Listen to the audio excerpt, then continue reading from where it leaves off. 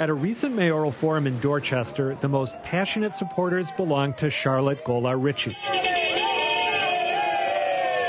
She's hoping to become Boston's first black mayor. But Golar Richie's boosters say her appeal transcends race. We have people from all walks of life. We have Haitian, we have Cape Verdean, we have white folks, we have black folks. For her part, Golar Richie notes that race is just one factor that could influence how people vote. I mean, we could talk about gender.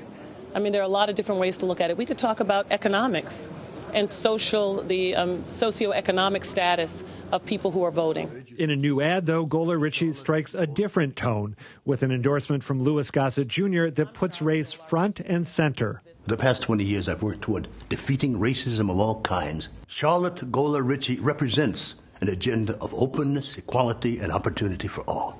Of course, Golar Richie is just one of the mayoral candidates of color. Half the field fits that bill, including Felix Arroyo, who's Latino, and John Barros, whose family hails from Cape Verde. As he traverses Boston, Barros is campaigning as a unifier. We have a lot of diversity in this room, and this is a beautiful room. This is a room that's representing Boston. But he also speaks candidly about the belief that some murders, like Amy Lord's in South Boston, get more attention than others. So I went to South Boston to an overflowed crowd, rightfully so, for life had been lost. But in that crowd, on stage, there was the federal government represented, head of the DEA, congressmen. We had the state represented. We had our district councilor. We had the chief of police. We had so much political power on that stage that I forgot I was in Boston. Because in my city, when people die in my neighborhood, we don't get that kind of response. With Boston's minority residents comprising a majority of the city's population, the time seems ripe for the city to break the mayoral color barrier. Recently, that prospect prompted some African-American leaders to push other black candidates to drop out and boost Golar Richie, a clumsy attempt that sparked a backlash. When you have leadership or you have people who purport to be leaders who don't believe in their community enough to trust them, is heartbreaking. A majority of black people and of people of color, they don't prescribe to those politics anymore. Malia Lazu runs the civic group Future Boston. She thinks people who want racial and political progress should embrace the mayoral field in full. But she also says it's simplistic to assume that minority voters will vote for minority candidates. Since when do we need a candidate of color to represent voters of color? We've all evolved, right? I mean, the white people aren't the same white people. The people of color aren't the same people of color. Golar Richie seems to agree. People of color will absolutely be a factor in the electorate on Tuesday. There's no doubt in my mind about that. They will not, however, vote for the candidate of color simply because that person has darker skin tone.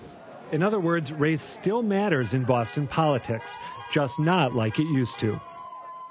All right, Adam Riley is here, along with State Senator Sonia Chang Diaz, who represents Boston, and Boston NAACP President Michael Curry.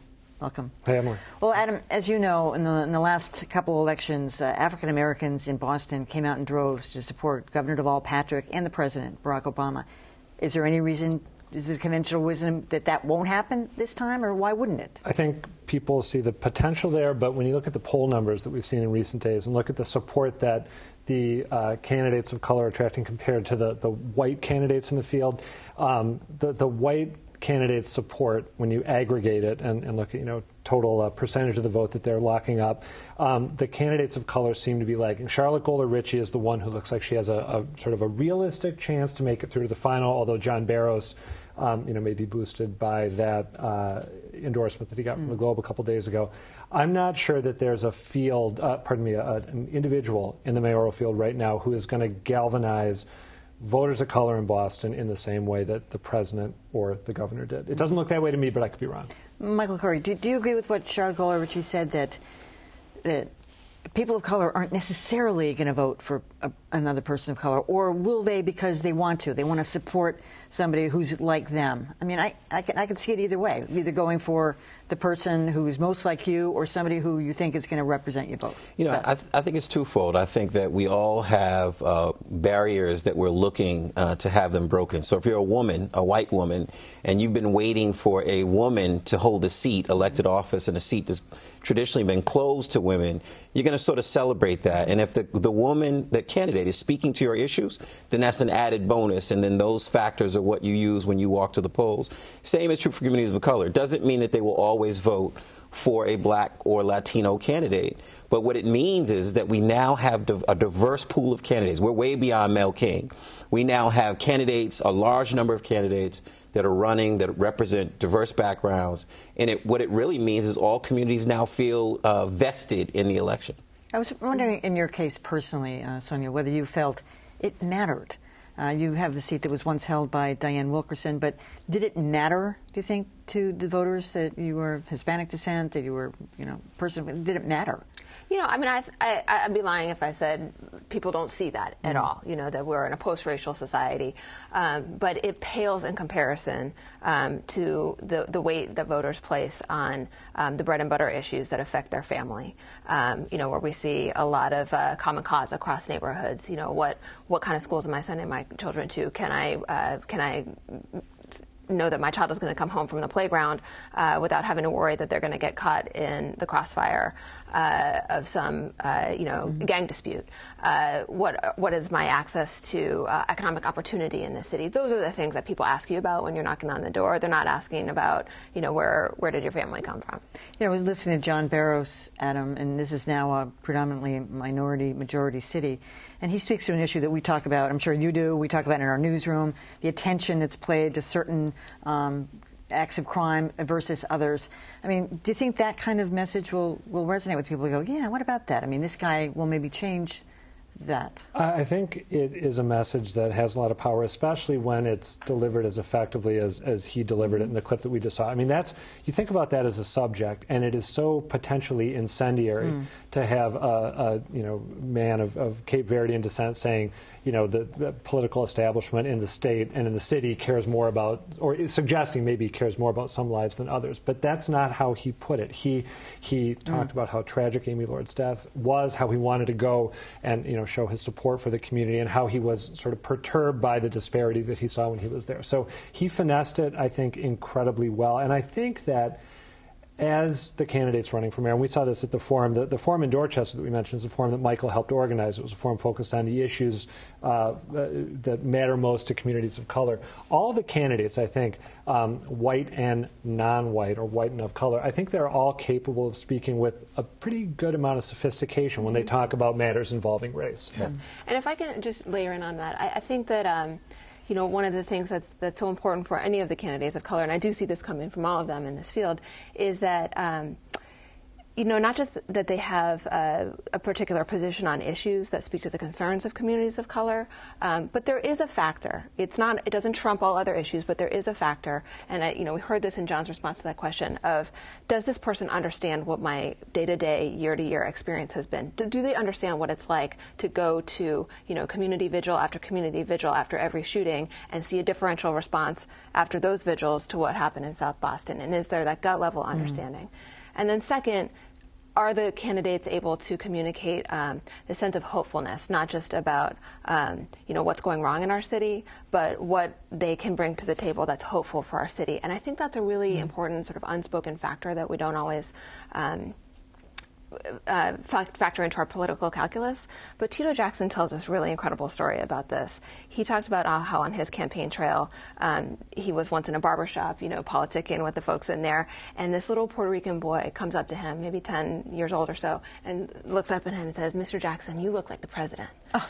And Tito, being a joker, he says, "Manny, I look like I ate the president." But, he went home and reflected on that and just talked about how incredible it was to him that in his lifetime, a young Puerto Rican boy could look at him and see the president of the United States. And that's something that having a mayor of color in Boston could do in a really impactful way for communities of color. Well, we've got the governor, we've got the president. But when you think about it, Michael, I mean, Mayor Menino was incredibly popular in communities of color, and for a lot of reasons. I mean, he had kind of that almost charming way of approaching things, you know, calling people who shoot each other knuckleheads and that kind of thing, but it was a disarming approach, and it made him mad.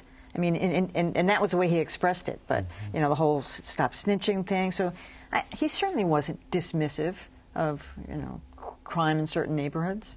I think it's a challenge. You know, the mayor, as you said, and I have many family members who are Menino supporters, and have been very appreciative of the fact that he shows up at their senior centers or their youth programs, and he's done a great job at that.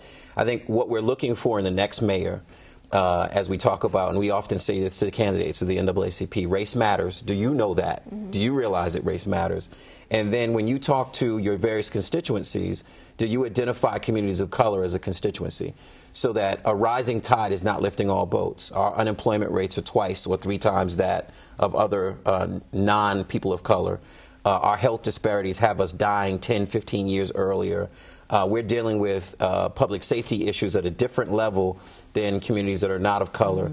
Can you as mayor come in and address our issues and speak to them with policy that will solve those problems? And that's really the challenge for these candidates. We're just another constituency, and you're on a job interview, and we want to make sure that you're answering the right questions so we can elect you to be the next mayor of the city.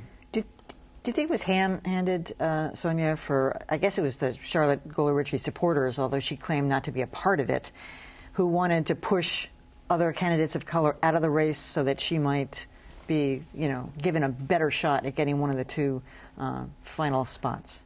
Yes, I do think it was ham-handed, you know, but I want to say in Charlotte's defense that I think every person in elective office or everyone who's ever been a candidate probably saw that story unfold and thought, man, could that have happened to me? Yeah. You know, because everyone has supporters that do things on their own without telling the campaign about it and without you having veto power over it. So I just think, you know, we a little understanding of the plight of candidates is called for here. We did have some members of the black clergy come out and make a similar pitch, I think just 1 or 2 days ago, right? So, which, and again, separately. Separately. And I'm not sure. Well, they were calling on people like Charles Clemens and James David I think that was Wyatt. the focus, again, some of those earlier deliberations, which, you know, was getting the other African-American candidates who are totally fogging the thing up. But in a way, when you think about it, I agree wholeheartedly that it's ham-handed, but I think one thing that it does is it sends this message, which could benefit Golar Richie, which is, you know, we really need to think carefully about allocating our electoral resources. If you're a person of color and you're stepping into the voting box, you really need to bear in mind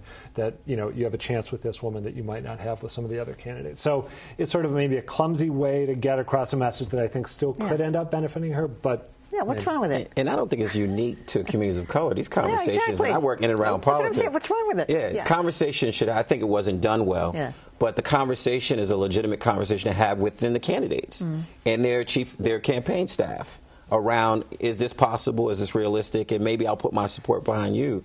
And within communities to talk about, okay, are we diminishing our opportunity to see a woman or a candidate of color or whatever that other diversity is? It just wasn't done well. Remember, it wasn't too long ago that everyone got out of the way so that Joe Kennedy III could go to Congress. A lot of people backed off. Everybody tries to clear the field. All right, Adam Riley, thank you so much. Sonia Chang Diaz and Michael Curry. Thank you. Thanks for coming.